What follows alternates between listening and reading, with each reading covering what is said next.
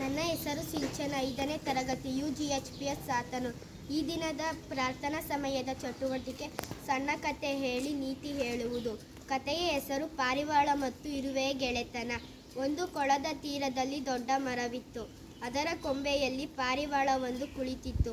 ಒಮ್ಮೆ ಗಾಳಿಯು ರಭಸವಾಗಿ ಬೀಸತೊಡಗಿತು. ಆ ರಭಸಕ್ಕೆ ಇರುವೆಯೊಂದು ಕೊಳದಲ್ಲಿ ಬಿದ್ದು ಬಿಟ್ಟಿತು. ನೀರಿನಲ್ಲಿ ಬಿದ್ದ ಇರುವೆಯನ್ನು ಪಾರಿವಾಳವು ನೋಡಿತು. ಅದನ್ನು ಬದುಕಿಸಲೆಂದು ಪಾರಿವಾಳವು ಒಂದು ಎಲೆಯನ್ನು ಕಿತ್ತು ಕೊಳದಲ್ಲಿ ಹಾಕಿತು.